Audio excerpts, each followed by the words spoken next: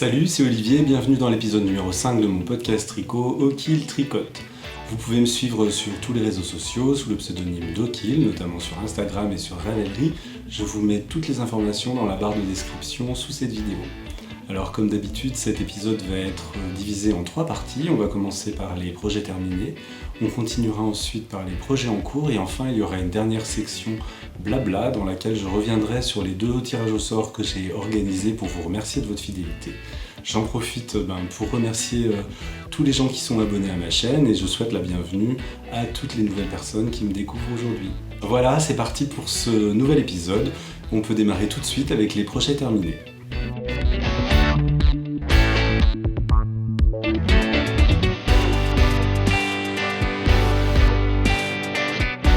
Alors, pour cette section projet terminé, eh bien, j'ai une annonce à vous faire. Je n'ai pas de projet terminé.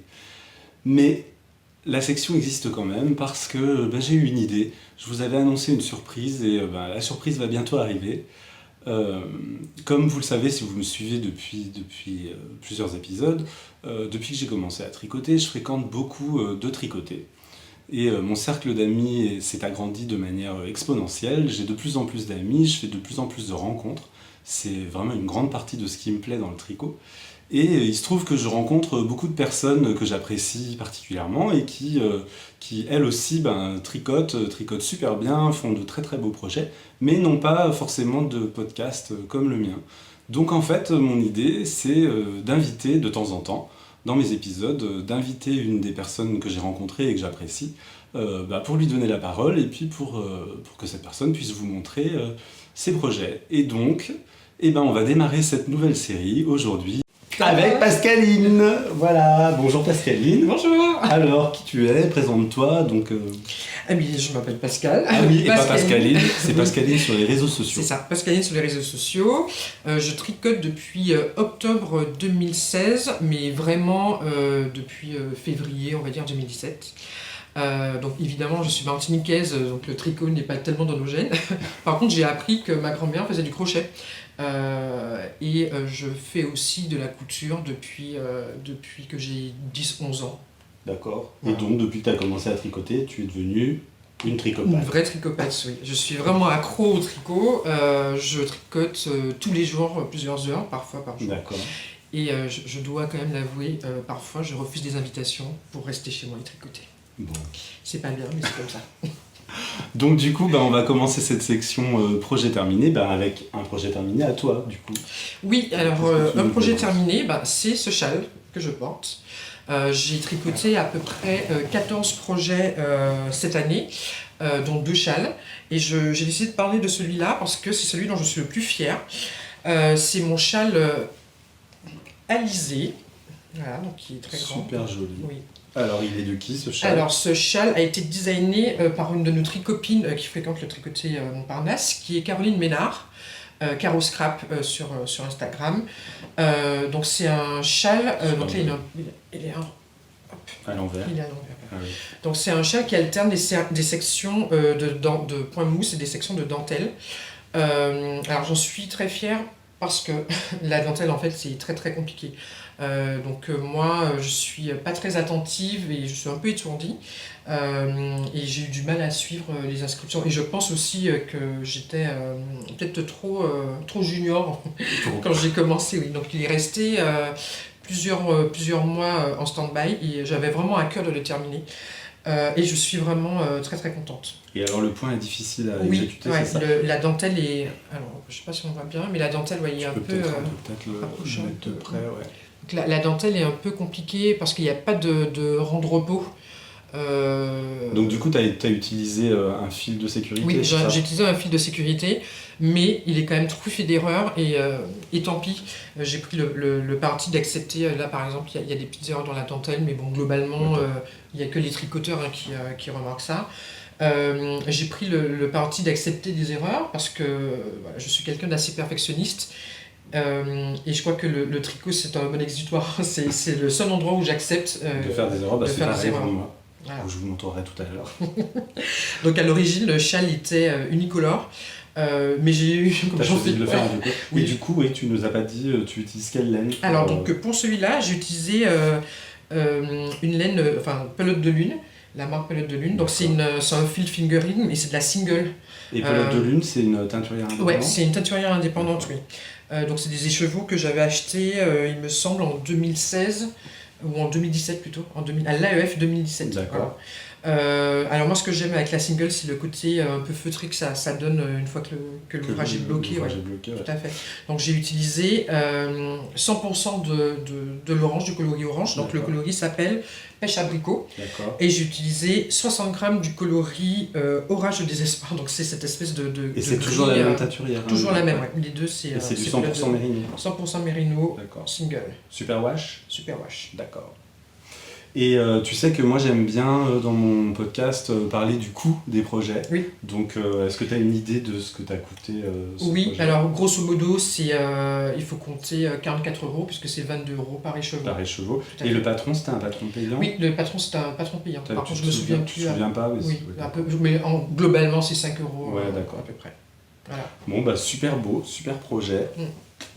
Voilà, tu sais, t'as mis combien de temps pour le faire? Alors, je l'ai commencé en janvier 2018 et je l'ai laissé en stand-by pendant plusieurs mois. Et je l'ai repris au mois de novembre. Et je pense qu'il m'a fallu bien un mois pour le terminer, en sachant que je ne suis pas monoprojet.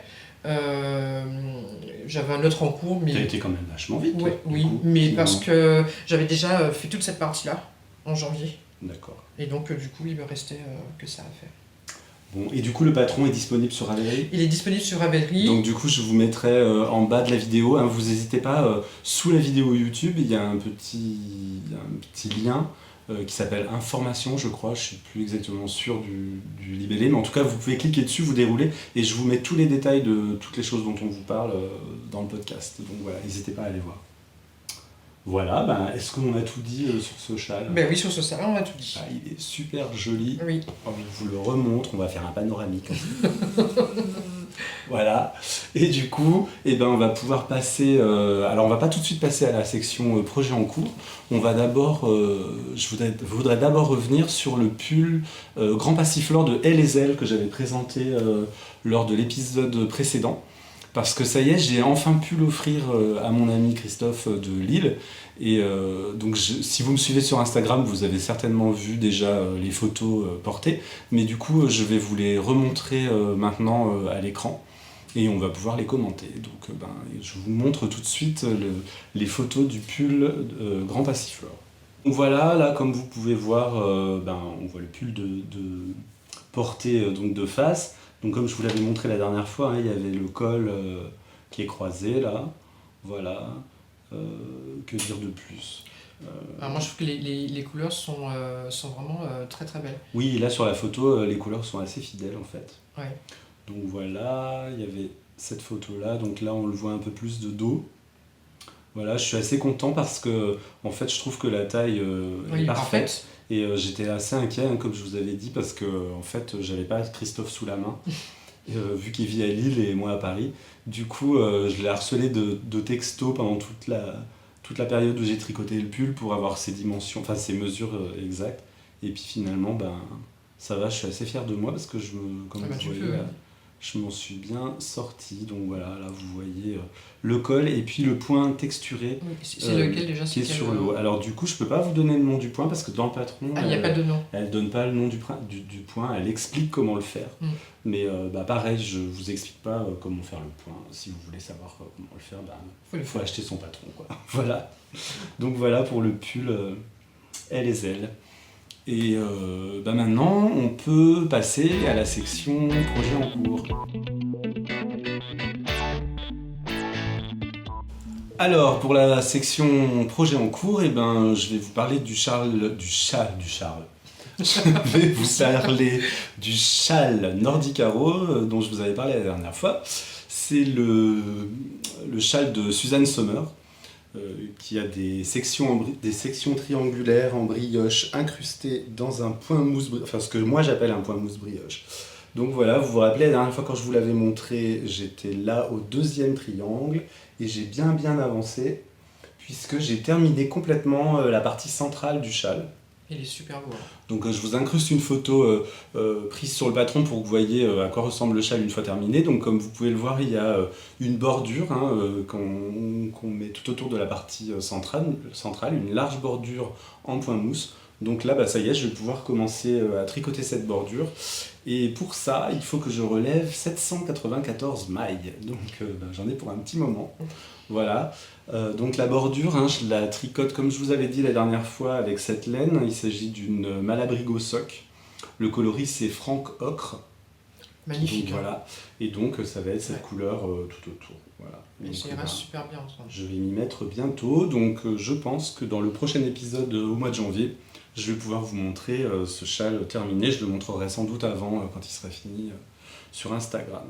Donc voilà, que dire, comme vous le savez, je vous l'avais dit la dernière fois, j'ai beaucoup eu de difficultés au départ parce que en fait j'ai fait l'erreur, enfin c'est pas vraiment une erreur, mais j'avais jamais tricoté de brioche de ma vie, donc j'ai choisi ce modèle pour démarrer la brioche. C'est une très mauvaise idée. Si vous n'en avez jamais fait, que vous êtes débutant comme moi, je vous déconseille vraiment de commencer par ce châle parce qu'en fait techniquement il est quand même... c'est pas qu'il est hyper compliqué, mais en plus de la brioche, il faut faire des diminutions à gauche, des diminutions à droite. Les diminutions brioche, c'est quand même pas la même chose que des diminutions standards. Classique, ouais. Oui, puis il y a des diminutions centrales aussi quand on arrive à la pointe de chaque triangle. Donc c'est quand même un peu chaud. Et j'ai beaucoup sué, notamment cette partie, comme je vous disais la dernière fois, là, jusqu'au deuxième triangle, je l'ai recommencé plus de 20 fois. Bon, l'avantage, c'est que maintenant, je pense que je suis devenu un peu calé en brioche. Donc voilà, surtout ça m'a donné envie de tricoter d'autres trucs en brioche, donc ça c'est bien. Mais donc voilà. Alors les parties qui sont vraiment difficiles sont ces parties-là. Attendez, je vais rapprocher. C'est les parties où les deux triangles s'imbriquent. Parce qu'en fait, du coup, on tricote de la brioche, on met un marqueur, on tricote le point mousse. Enfin, j'appelle ça le point mousse brioche, mais c'est pas vraiment du point mousse. Et ensuite, on repart sur des diminutions dans un sens, brioche, diminution dans l'autre sens, point mousse, rebelote dans la brioche. Enfin, voilà, il faut être vraiment très concentré. C'est pas du tout un projet social. Oui. D'ailleurs, je crois que je l'avais jamais emmené de côté. Non, je pense pas. Je l'avais emmené une fois pour montrer, mais parce qu'il faut vraiment être seul dans la pièce quand on tricote ça et que personne vous parle. Enfin, en tout cas moi. Donc voilà. Donc voilà pour ce projet en cours de Suzanne Somers, le châle Nordicaro. Et puis la prochaine fois, je pense que je pourrais vous le montrer terminé. Et toi, est-ce que tu as un projet en cours ? Oui, alors j'ai un projet en cours et c'est un pull. Donc comme je l'ai dit précédemment, j'ai tricoté quand même pas mal de pulls, je crois 7 ou 8 pulls cette année. Ouais. Dit, ouais. Et donc celui que j'ai en cours, c'est celui-ci. Super voilà. Joli. Donc c'est le pull Beat Sweater de Catherine Schneider. Catherine Schneider, je la connais pas elle. C'est une designeuse. Oui, c'est une designeuse. Je crois qu'elle est anglaise. D'accord. Mais c'est vrai que je n'ai pas cherché à la connaître plus que ça. Oui, à part qu'elle a fait plusieurs modèles vraiment qui m'ont tapé à l'œil. Et celui-ci, que je trouve magnifique.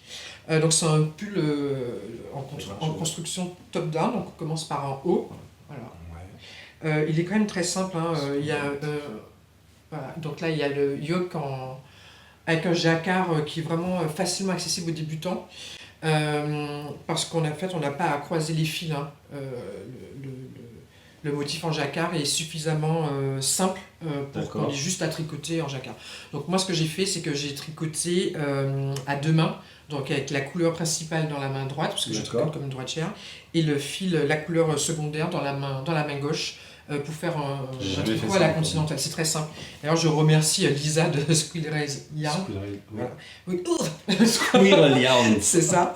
Puisqu'elle m'a donné un cours de tricot à la continentale et ça m'a vachement aidé pour le jacquard. Moi aussi, j'ai pris le même cours. Voilà, malheureusement, son cours était super. Franchement, si vous avez l'occasion de faire un cours avec elle, allez-y.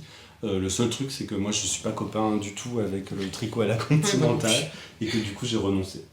Parce que finalement, j'arrive bien à tricoter comme ça. Oui, moi c'est ce que je me suis dit aussi. Je continue à tricoter de manière traditionnelle. Mais c'est vrai que pour le jacquard, ça a quand même bien aidé. Ouais. Et donc tu tricotes ça avec quelle laine ? Alors donc j'ai choisi une laine française, 100% française. C'est une filature qui malheureusement a fermé en juillet. Et oui, c'est la filature du Val Godemar. Donc là, j'ai choisi la qualité sable qui, si je ne me trompe pas, oui, 70% mérinos et 30% angora. Donc lui donne le petit côté dufteux. Donc la laine, elle est très très douce. Ouais, et elle est très facile à tricoter, elle ne se dédouble pas. Et en plus, elle donne, je trouve, au point une définition avant blocage quand même qui est très très très très sympathique. C'est-à-dire que tu tricotes hyper régulier quand même. Je pense que le fil aide aussi quand même beaucoup. Ouais. Ouais. En plus, j'ai tendance à tricoter un peu serré, ensuite à relâcher, etc. Le fil donne quand même une belle définition. Et le nom des deux couleurs, c'est... Alors, donc, j'ai utilisé comme couleur principale, c'est prune, donc c'est celle-là, la couleur principale. Je l'approche. Voilà. Oui, là, ça rend bien. Voilà. Et la couleur secondaire, c'est Provence. Donc, qui a un genre... Non, j'ai pas la pelote, non. Qui a un genre de parme très très sympathique. D'accord. Et t'as payé combien la pelote? Donc la pelote c'est 50 grammes pour 150 mètres et en tout j'avais utilisé à peu près 10 pelotes pour la modique somme de 56 €. 5,60 la pelote. C'est ça. Donc j'ai quand même un regret, c'est que la filature donc, a fermé et je regrette vraiment d'avoir attendu l'annonce, voilà, c'est ça, l'annonce de la fermeture pour... T'aurais voulu faire du stock? Du stock ou en tout cas les aider, être une cliente régulière. Moi je trouve que c'est quand même dommage qu'on perde ce savoir-faire. C'est sûr, surtout qu'en plus c'est vrai qu'elle est vraiment très douce, ouais. Très sympa. Et ben c'est super beau. Fais voir, t'as pas montré le bout, parce qu'il y a le jacquard aussi sur le bout de la manche. Exactement. Le pull se termine aussi sur les manches par le jacquard. Et le bas du corps que j'ai pas encore terminé, mais aussi avec le motif en jacquard. Et du coup, est-ce que tu as dit, je me souviens plus, avec quelles aiguilles tu tricotes? Oui, alors en 4. Oui, voilà, en 4 et en 3,5 pour les finitions, voilà, pour les côtes. Donc ce qui est intéressant avec ce pull, c'est que en fait, le corps est fité par un jeu d'augmentation et de diminution pour vraiment épouser les formes. C'est vraiment très sympa. Le haut du dos est relevé avec un jeu de rangs raccourcis. Et donc moi, la seule modification vraiment flagrante que j'ai faite, en fait, j'ai rallongé le dos aussi avec des rangs raccourcis après la séparation. Donc ça, c'est pas dans le patron, mais c'est ce que je fais classiquement sur tous les pulls. C'est pour compenser en fait ma forte poitrine. Et donc pour éviter que le dos ne se relève, donc je rallonge le dos avec des rangs raccourcis que j'ai effectués juste après la séparation. Alors, je sais pas si je pense pas qu'on va voir, mais après la séparation. Recentre un peu. Je me pousse. Après la séparation manche-corps, j'ai fait une dizaine de rangs raccourcis pour rallonger un petit peu. D'accord. Voilà. Okay. Mais sinon le patron il est vraiment très très très bien écrit. Le pull il est vraiment accessible absolument aux débutants et aux débutantes. Et je pense que pour un premier jacquard, c'est une bonne idée. Parce que c'était ton premier jacquard? Alors, non. C'est mon premier jacquard terminé en tout cas. Ouais. Et donc pour un premier jacquard, je pense que c'est une bonne idée parce qu'on n'a pas à croiser les fils, il suffit juste de suivre. Super joli en tout cas. Merci. Bon, on a hâte de voir ça sur les réseaux sociaux. Hein, tu vas mettre ça sur Insta? Sur Insta et sur Ravelry. Voilà. Pascaline, le pseudo, je l'ai mis en bas de la barre. Bon, et bien donc, qu'est-ce qui était prévu ensuite? C'est moi, je devais vous parler du châle, non pas du châle du tout, du gilet Marcel que je tricote pour mon père, ça va être son cadeau de Noël. Donc je vous l'avais déjà montré la dernière fois, il a un petit peu avancé, enfin pas mal avancé, et pas autant que je voudrais parce que c'est vrai que je me suis aussi concentré sur le châle Nordicaro. Donc là, il va falloir que je passe, on est le 1er décembre, hein, donc il va falloir que je passe la vitesse supérieure. Donc, alors attends, parce que ça va être compliqué à montrer. Donc c'est un châle que je tricote sur des aiguilles circulaires et comme je vous l'avais dit, je tricote les devants. Alors tiens, là, ça sera peut-être plus clair. Les devants et le dos en même temps.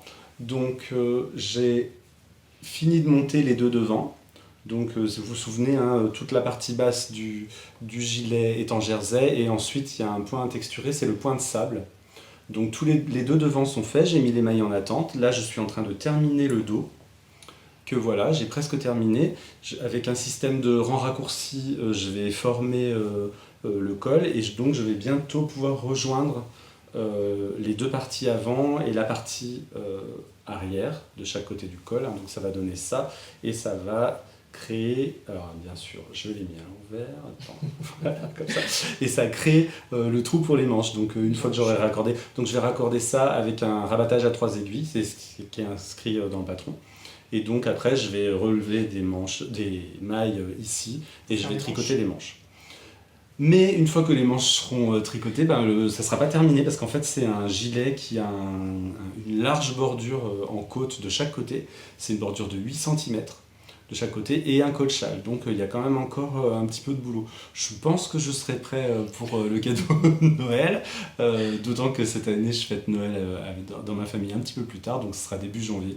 Donc il me reste un mois en fait pour le finir, donc ça devrait être bon. Voilà, donc que vous dire de plus, je vous avais déjà dit la dernière fois, je tricote ça avec de la Cascade Yarns 220 et c'est le coloris Forest. Et très très beau vert avec beaucoup de nuances, il est vraiment très très beau. Je sais pas si ça rend vraiment. Ouais, si je pense qu'on voit bien là. C'est la couleur en plus est assez fidèle sur ce que vous voyez à l'écran. Très très joli. Et puis donc il y a une espèce de fausse couture entre les parties avant et le dos, qui est faite avec 5 mailles de côte 1-1 en fait. C'est ce qui fait ce truc, à mon avis, une fois porté, ça sera ça fait assez joli. Couture, Voilà, donc je vous remontre une photo issue du patron pour que vous voyez ce que ça donne une fois terminé. Donc voilà, tout ce que je pouvais vous dire pour ce modèle, le gilet Marcel de Émilie Louis, Atelier Émilie. Voilà, donc je crois que tu as un autre projet à nous montrer. Oui, j'ai en cours. Un dernier projet, donc j'espère que tout ça sera terminé pour le 31 décembre quand même. Est-ce que c'est un cadeau aussi? Non, mais ça c'est mon côté rigide. J'aime bien commencer l'année avec des tout nouveaux projets. Donc celui-ci, c'est un châle. Alors c'est vrai que cette année j'en ai pas beaucoup fait par rapport à 2017 où j'ai fait je sais pas, plus d'une dizaine de châles. En fait je voulais un châle doudou, un gros châle voilà, bien pour cet hiver. Et donc j'ai pris des restes de laine que j'avais acheté au CSF en 2016. Ah oui, donc c'était exactement. Donc j'avais déjà fait un gilet avec une partie de la laine et ce qui m'en restait, j'avais envie de faire un gros châle. Et donc j'ai choisi le modèle Cassandra de Marie-Adeline Boyer. Donc c'est un châle en dentelle. Alors là il est à l'envers. Hop. Voilà. Donc en construction, en fait, on commence par la... Il y a un garde-table en fait pour commencer, donc on commence par ici, par le bas, voilà. On relève des mailles et voilà, et ça grandit comme ça. Et ça se termine par la pointe. Et donc tu nous tricotes ça avec quelle laine? Alors donc c'est une laine italienne dont je n'ai pas le nom. Oui, donc c'est une grosse laine et en plus j'ai déjaugé, parce que normalement elle se tricote en 8 et là je tricote en 10 avec des grosses aiguilles, donc avec des pieux, je suis comme Buffy. Donc cette laine elle est... donc c'est 70% laine et le reste acrylique. D'accord. Par contre, le côté dufteux, je ne sais pas ce qui donne le côté dufteux, je pense que c'est la laine, parce qu'il n'y a pas d'alpaga. Là, j'en suis sûre parce que je suis allergique à l'alpaga et que je n'ai pas éternué. C'est surtout que c'est un seul brin. Ouais, c'est un seul brin, en fait, c'est laine mèche. Ouais, c'est une laine mèche. Oui, donc il est quand même très très difficile à tricoter parce qu'on a tendance avec les aiguilles à piquer à travers le brin. Et tu as dit la marque de la laine? Non, parce que je n'ai pas le nom. Ah oui, d'accord. C'est juste c'est des revendeurs italiens qui étaient sur le salon et qui viennent d'ailleurs chaque année. Mais par contre, il n'y avait pas de nom sur la pelote. D'accord. Et du coup... Donc c'est un fil super bulky. Et là, légèrement déjaugé parce que je tricote en 10 au lieu de 8. Mais il t'en faut une grande quantité? T'as quoi comme quantité? En fait, ce qui est intéressant avec ce modèle de châle, c'est qu'il est facilement adaptable. Donc en fait, je vais tricoter tout ce que j'ai comme laine. Donc j'ai déjà utilisé 50 grammes. Voilà, j'ai utilisé 50 grammes et il me reste encore pratiquement 200 parce que c'est des grosses pelotes. Ah oui. J'avais pas vu. C'est des grosses pelotes de 200 grammes. C'est des grosses pelotes. C'est 200 grammes pour 360 mètres. D'accord. Et de mémoire, j'en avais eu pour 28 €. Pour deux grosses pelotes. Bon, super. C'est super joli. Du coup, ça doit aller super vite. Alors ça va super vite, mais il faut être quand même attentif pour la dentelle, qui est somme toute simple, mais quand même il faut être un petit peu attentif. Et là, c'est sûr que je l'emmènerai pas. Et donc, tu disais que c'est un patron gratuit? Oui, c'est un patron gratuit. Sur Ravelry? Exactement. Donc, on va mettre le lien en barre d'infos. Donc, d'une designer que je connaissais pas, qui s'appelle Marie-Adeline Boyer, qui a fait plusieurs châles. Et celui-ci, moi je trouvais qu'il était vraiment sympa à réaliser avec avec une Super grosse sympa. laine. Ouais. Donc le châle Cassandra Cassandra. de Marie-Adeline Boyer. Je vous mets le lien sous la vidéo. Donc on va pouvoir passer à la suite. La suite, c'est le plaid de l'amitié. Alors le plaid de l'amitié, si vous me suivez, vous savez de quoi je parle. Hein. Donc je fais un rapide résumé pour les gens qui nous découvrent aujourd'hui. En fait, j'ai décidé il y a quelques mois de tricoter un plaid pour mettre sur ce canapé, le canapé sur lequel on se trouve, constitué de différents carrés, tous tricotés avec des points texturés différents. Donc c'était et d'une pour faire un plaid pour le canapé, et aussi c'était une manière pour moi de m'entraîner, De se faire la main, en fait. de me faire la main, voilà, sur différents points. Très rapidement, je me suis rendu compte De l'ampleur du travail, et je me suis dit, mais il va me falloir 20 ans pour faire ce plaid. Donc, j'ai eu l'idée dans l'épisode numéro 3, donc 2 épisodes derrière celui-ci, de proposer aux gens qui me regardent de m'aider à tricoter ce plaid, et j'ai fait une petite annonce. Et suite à cette annonce, j'ai eu beaucoup de succès, beaucoup de gens ont été super enthousiastes à l'idée de m'aider à tricoter. Donc j'ai envoyé de la laine à plein de gens, partout en France, mais pas que, dans le monde entier. La dernière fois, je vous disais que j'avais envoyé de la laine au Québec, en Italie, en Belgique, en Suisse. Depuis, ça s'est élargi. J'ai envoyé de la laine aux États-Unis, et voilà, donc c'est devenu le plaid de l'amitié, s'est transformé en plaid de l'amitié international. Voilà, c'est ça. Donc aujourd'hui, alors je prends mes notes parce que je veux pas dire de bêtises là-dessus. Donc aujourd'hui, vous êtes 57 personnes à participer au plaid de l'amitié. Donc sur les 57 personnes qui participent, j'ai reçu jusqu'à aujourd'hui 49 carrés. Sachant qu'il y a des personnes qui m'ont tricoté plusieurs carrés, donc j'en attends encore pas mal. Je crois qu'il y a une vingtaine de carrés encore qui sont dans la nature, enfin de carrés, de laine que j'ai envoyé et j'ai pas récupéré encore les carrés. Donc au départ, comme je vous l'avais dit, je comptais coudre les carrés au fur et à mesure, parce que ça va me prendre énormément de temps de coudre les carrés.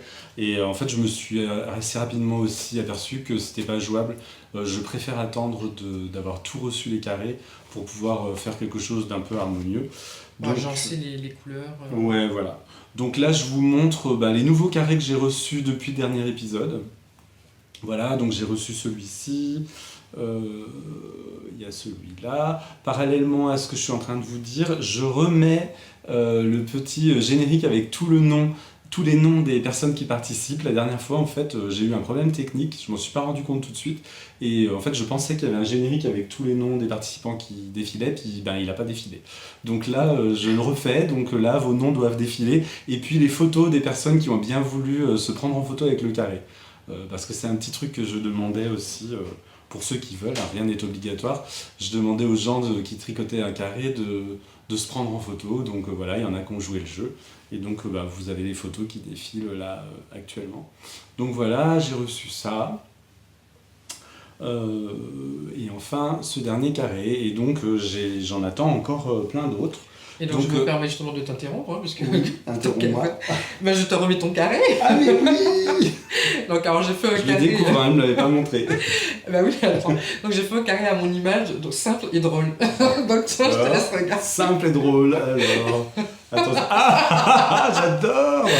Ah, il est super. J'adore, il est super.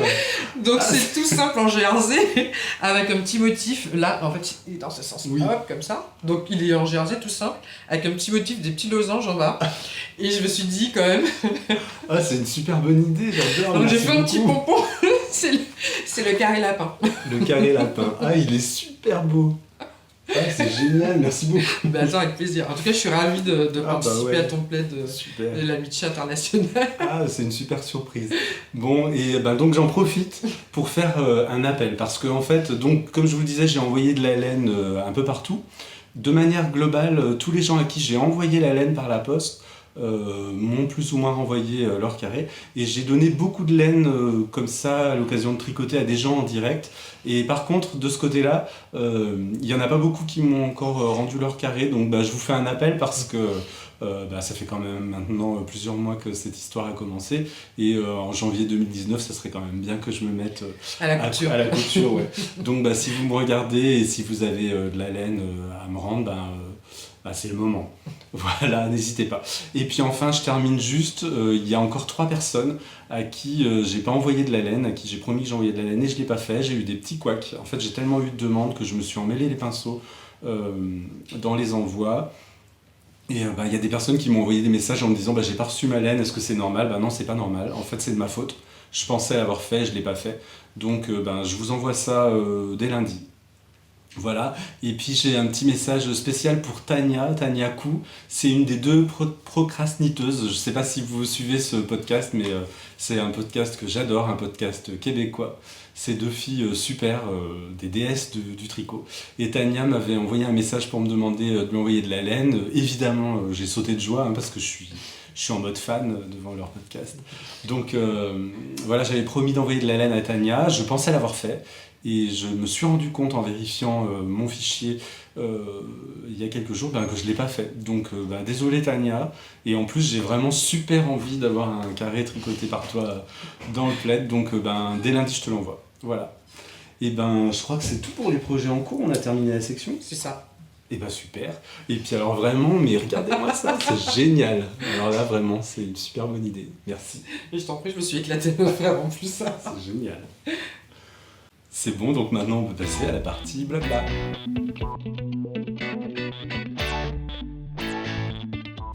Alors dans cette section blabla, je vais revenir sur les 2 concours que j'avais organisés à l'occasion de mon 600e abonné. J'avais organisé donc 2 tirages au sort pour vous remercier de votre fidélité.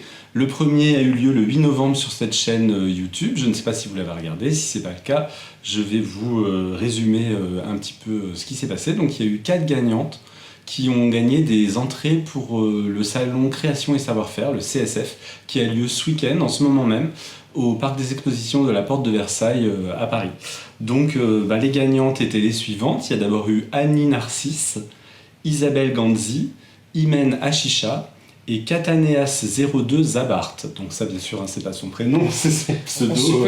C'est son pseudo Instagram, je pense. Donc voilà, donc ces 4 personnes ont gagné chacune une place pour le salon. Je sais qu'il y en a qui les ont reçues parce qu'elles ont fait des publications sur Instagram. J'espère que vous avez toutes les 4 pu en profiter et que vous étiez contentes de votre lot. Voilà, et puis donc, comme vous le savez, j'ai organisé il y a 2 jours un second tirage au sort pour vous permettre de gagner des cadeaux laineux. Donc il y a eu 3 gagnantes, encore des femmes. Ce qui est normal parce que sur tous les participants, il y avait quand même 99% de femmes, il y avait quelques hommes. Donc pour ce second tirage au sort, vous étiez 168 participants, donc je suis super content. Dont toi. Et donc les gagnantes, alors la gagnante du premier prix, qui était donc un écheveau de laine de By Night, en coloris Campèche, si je me souviens bien. Voilà, et 3 badges qui m'avaient été généreusement offerts. Alors là, je crois qu'ils sont super. Ouais, on va faire comme ça, voilà, comme ça vous voyez bien. Donc ces 3 badges et cet écheveau ont été gagnés par Becky du podcast de Becky. C'est une jeune femme donc, qui a un podcast sur YouTube, je vous invite à aller la regarder si vous ne la connaissez pas. Et donc c'est elle qui a gagné ce lot. Elle est à Tourcoing dans le Nord.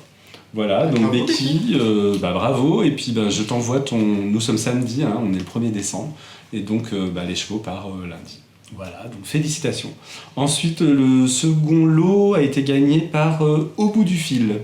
Donc pareil, c'est un pseudo, je ne me souviens plus de son prénom, je sais que c'est une personne qui habite près de Limoges, parce qu'elle m'a contacté tout de suite sur Instagram, pour que je puisse lui envoyer son lot. Donc c'était un lot de Odin Wool Knit Crate. Voilà, donc que vous voyez là. Donc voilà, pareil, je t'envoie ton écheveau lundi.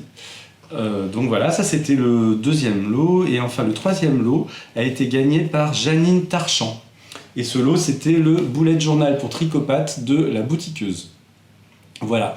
Donc Janine, je ne sais pas si tu vas regarder cet épisode. Si c'est le cas, contacte-moi, parce que les 2 autres personnes m'ont contacté, j'ai leur adresse pour leur envoyer, mais je n'ai aucune nouvelle de Janine. Je ne crois pas qu'elle ait de compte Instagram, en tout cas j'ai pas trouvé. Cette personne a participé simplement en mettant un commentaire comme j'avais demandé sous l'épisode numéro 4. Donc Janine, si tu regardes cet épisode, j'ai besoin de connaître ton adresse pour pouvoir t'envoyer ton lot. Donc n'hésite pas à m'envoyer un message. Tu peux m'envoyer un message privé soit sur Instagram, soit sur Ravelry, pour que je puisse t'envoyer ton Sur cadeau. YouTube aussi.